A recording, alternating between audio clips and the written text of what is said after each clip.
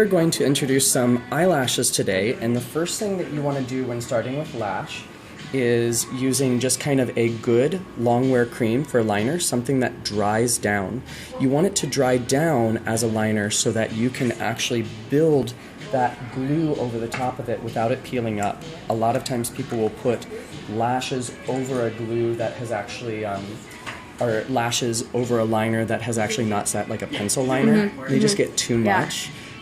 So we're taking just a little bit of that line, and then with that line, if you kind of look down into the camera there and tilt the head back and just down with the eyes there. And you can see in there good?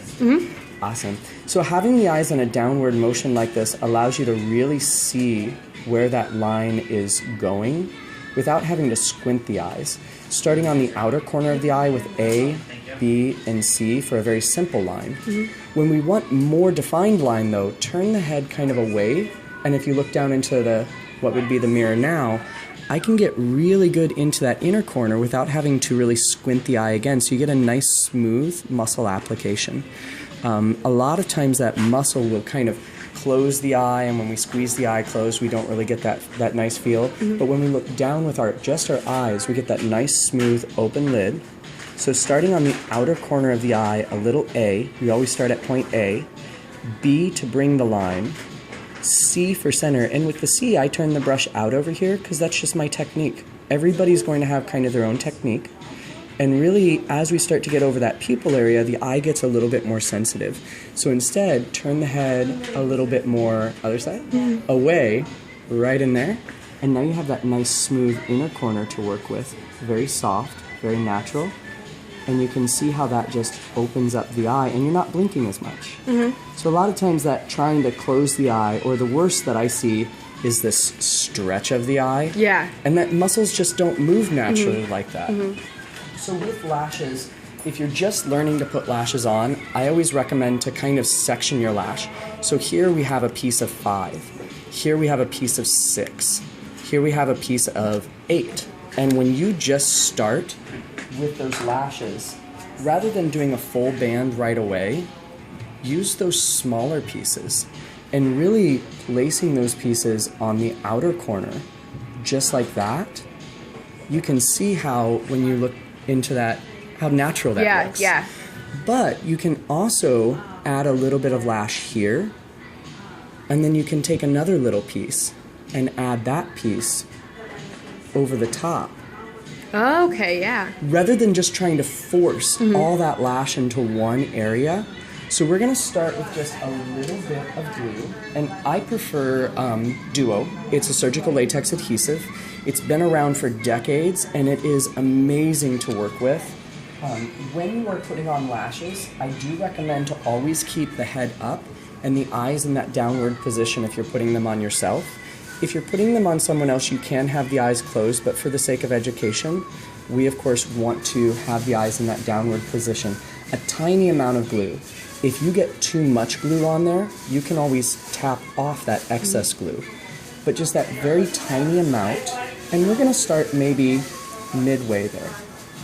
And doing this in sections is a great way to learn how to put lashes on.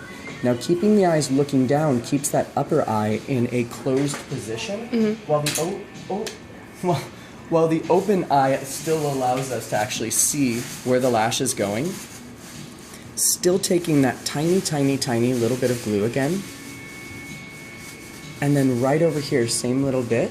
We're just going to do that very outer corner there, so that you don't need a lot, just that little bit of the outer corner lash. And we're kind of building that more in the center of the eye. So if that glue wants to lift up, that's okay, because you can always go back in and push that glue down. And if you notice, the glue dries clear. So keeping the eyes in that downward position, we can actually build a little bit more lash on there.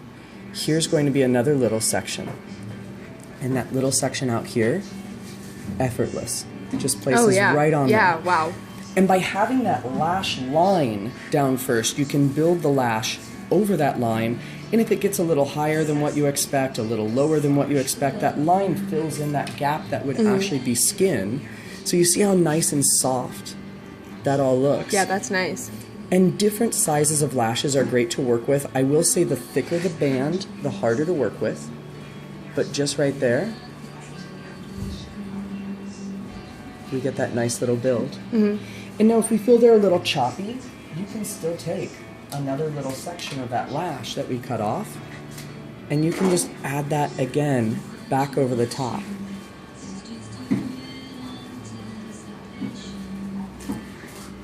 And look at that nice build. Yeah, that's nice. And yeah. It's easy. It really is a lot easier than what most people think. Just make sure that you are putting the lash on over a more waterproof, water-resistant eyeliner, not just a regular old pencil, otherwise it will lift up. Make sure you're using a reputable glue. I prefer Duo. Duo is also available in latex-free in case you do have latex allergies. But you see how that's starting to dry? Mm-hmm. And now the fake and the real lash want to become friends. Right now, I jokingly say the fake and the real lash are like Pakistan and India. They do not get along.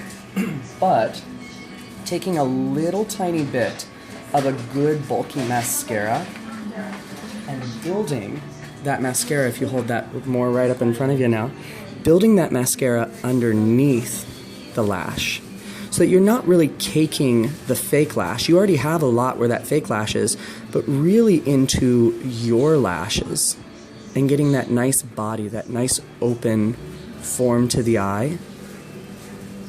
And then if you have, of course, acrylic nails, you got to be a little careful with this, but pinching the fake and the real lash together.